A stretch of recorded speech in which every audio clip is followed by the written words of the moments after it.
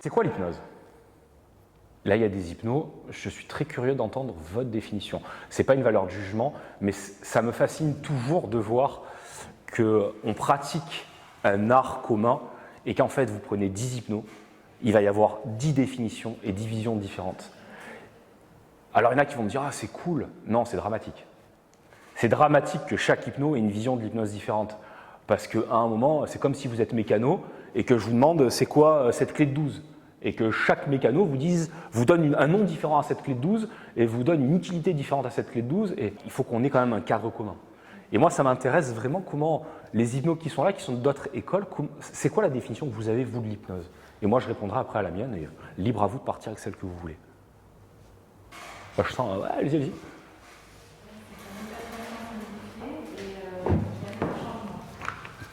C'est un état de conscience modifié et... Ok.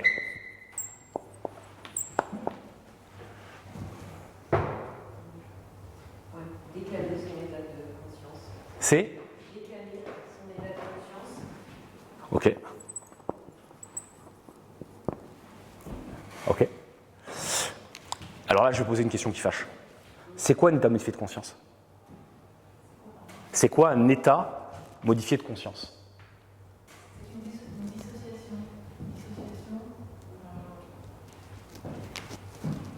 De quoi par rapport à quoi? Ah, attendez, je vous arrête juste un instant. Est-ce que tout le monde sait ce que ça veut dire une dissociation? En fait, nous sommes en permanence dissociés et associés. Par exemple, là, vous êtes complètement dissocié de votre pied. Maintenant, vous êtes associé. C'est-à-dire qu'en gros, en fait, associé et dissocié,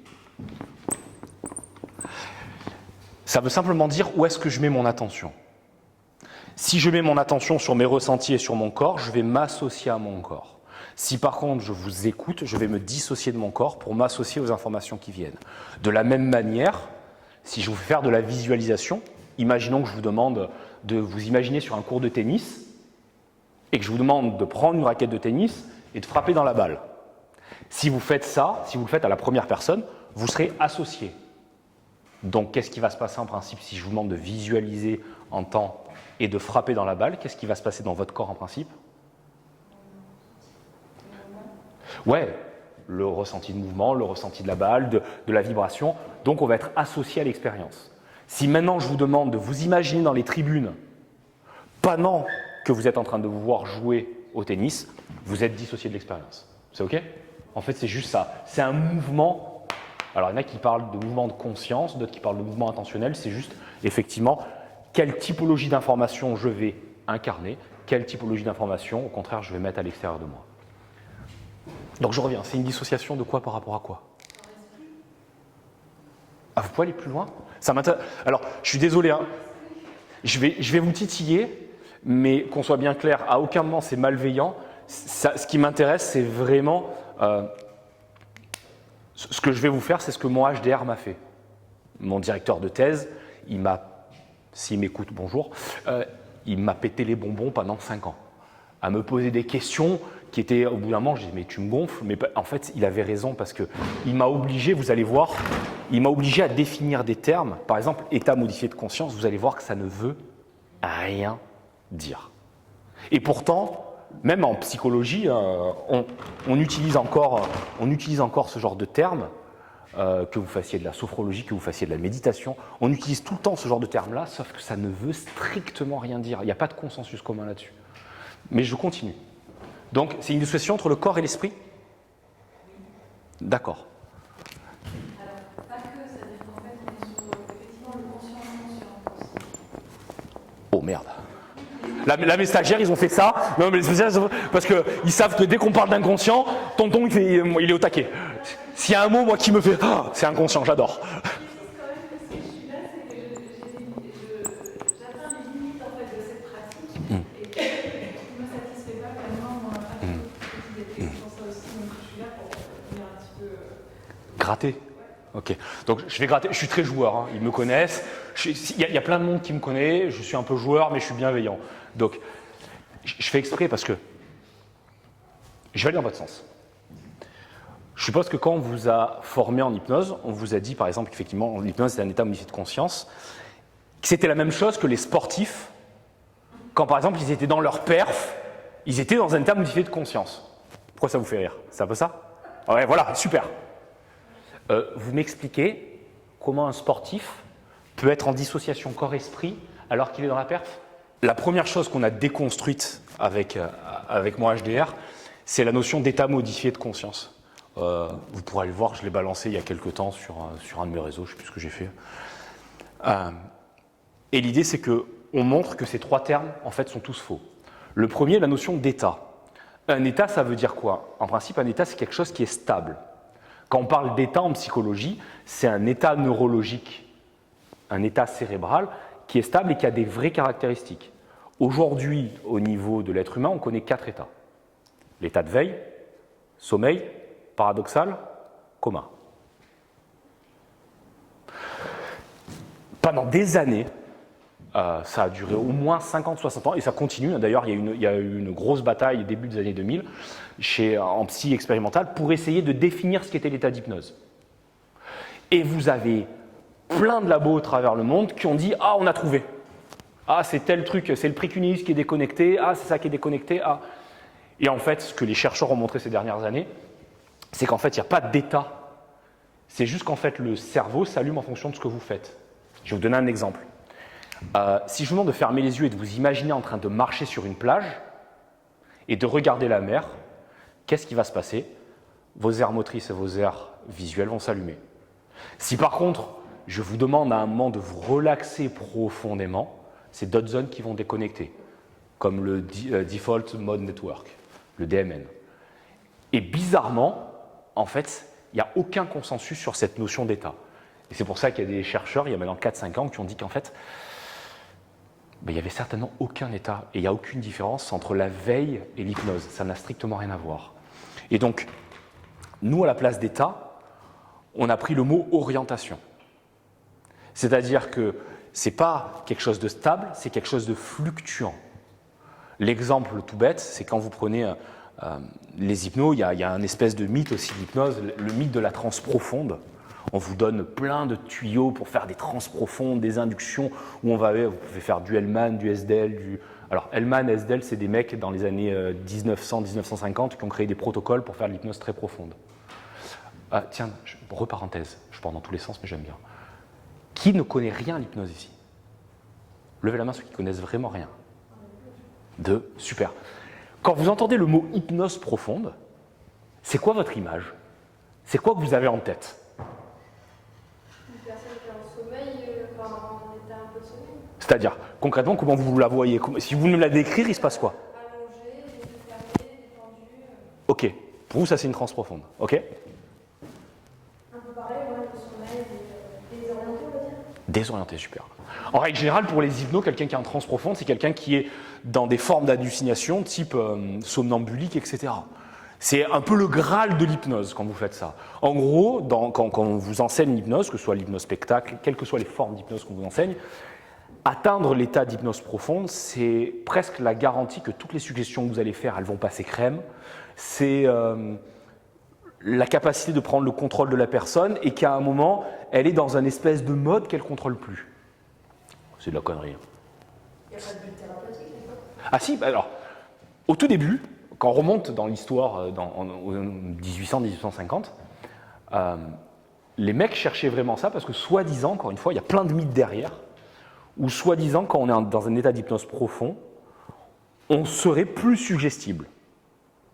Dit autrement, si je vous dis maintenant, vous êtes un lapin, vous n'allez pas vous prendre pour un lapin. Mais par contre, si je vous mets dans un état d'hypnose profond, ça c'est autre chose. Ah mais clairement. Mais alors, là vous êtes en train de toucher du doigt une des grandes hérésies de l'hypnose, c'est que ce n'est pas parce que je vous dis que vous avez plus mal que vous avez plus mal. La suggestion, c'est rigolo, c'est le chapitre que je suis en train d'écrire en ce moment, la suggestion n'a aucun pouvoir. Je crois que le but de la thérapie, c'est justement d'encoder quelque chose qui modifie le comportement, vu qu'on est fait à 80% d'habitude, de réflexe. C'est ça, non? Et je n'ai pas exactement la même vision. Parce que pour encoder quelque chose, il faut déjà être revenu à l'équilibre. Et donc, avant d'encoder quelque chose, il faut déjà que j'ai retrouvé ma capacité d'adaptation. Je vais revenir là-dessus, sur ces notions de vie-survie. Vous me faites penser? Je finis là-dessus, et je reviens là-dessus parce que c'est hyper intéressant. Donc, à état, nous, on a préféré orientation. Le mot conscience. Le problème du mot conscience, c'est qu'en fait, c'est un mot fourre-tout. Pour certaines personnes, c'est l'équivalent de âme. Le mot conscience peut prendre également le fait de prendre conscience de quelque chose. Je l'avais marqué, j'ai 6 ou 7 exemples, mais en fait, le mot conscience dans la philosophie, il a une définition différente que dans la psychologie, donc c'est un peu compliqué de le définir. Et ce qui est intéressant, c'est qu'en psychologie classique, l'équivalent, le synonyme de conscience, c'est attention. C'est-à-dire qu'en gros, et vous l'avez bien dit quand vous me dites, en fait, on est tout le temps associé à quelque chose et dissocié de quelque chose, effectivement, on met tout le temps notre attention sur quelque chose et on met tout le temps notre attention sur autre chose. Et en fait, ce qui fait qu'on a conscience de quelque chose, ce qui fait qu'on vit, c'est là où je place mon attention. L'idée, c'est qu'en fait, l'être humain est assailli de millions d'informations en permanence. Et par contre, ce qui va faire votre esprit mental, ce qui va faire votre personnalité, ce qui va faire vos souvenirs, c'est là où vous mettez votre attention. Le mythe de l'hypnose qui permet de retrouver des souvenirs dont vous n'avez aucune attention, ça n'existe pas. Vous avez forcément, pour que ça soit justement encodé dans votre cerveau, il faut que ça passe par le champ intentionnel. C'est-à-dire que là, je peux vous mettre en état d'hypnose, vous n'êtes pas capable de me dire les voitures qui sont passées dans la rue tout à l'heure. Ça a l'air basique, mais c'est encore une fois des croyances qu'on a sur l'hypnose. Donc nous, on préfère le mot attention. Et dans la notion de modifier, quand on parle d'état modifié de conscience, c'est que soit c'est l'état qui est modifié, soit c'est la conscience qui est modifiée. Vous êtes d'accord avec moi? Sauf que comme on a dit que l'état, il n'y avait pas d'état d'hypnose, la conscience, est-ce qu'elle peut être modifiée, la conscience? J'enlève le mot conscience, je vais mettre le mot attention. Est-ce qu'on peut modifier l'attention en elle-même? Allez-y, vous avez le droit de pas être d'accord. Qui m'a dit oui? Ah, comment on fait pour modifier l'attention?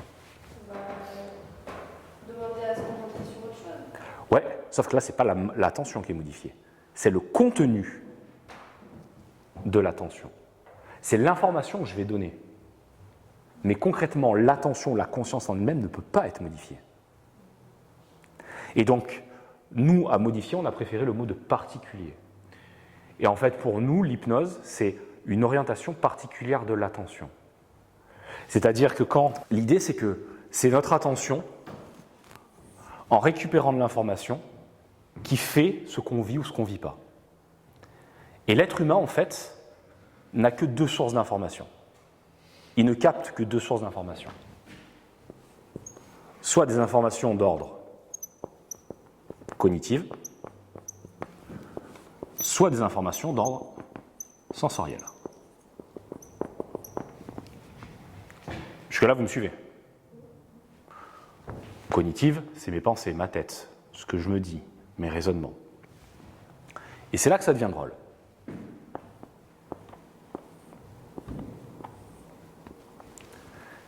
Qui produit? Quelles sont les sources qui permettent de générer de l'information sensorielle? Les sens.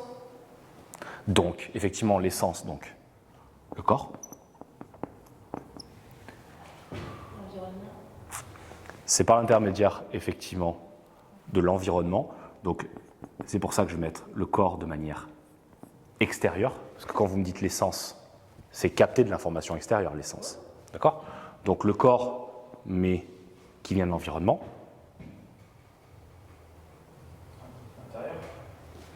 Ton corps, effectivement, par lui-même, sans capter de l'information à l'extérieur, capte de l'information à l'intérieur, ce qu'on appelle l'interoception. Par exemple, quand vous avez faim, votre corps vous envoie des messages. Et la mémoire, on la met où? Ah, là.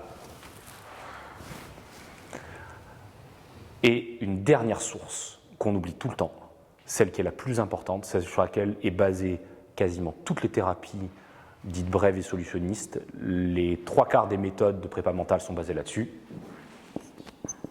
L'imagination.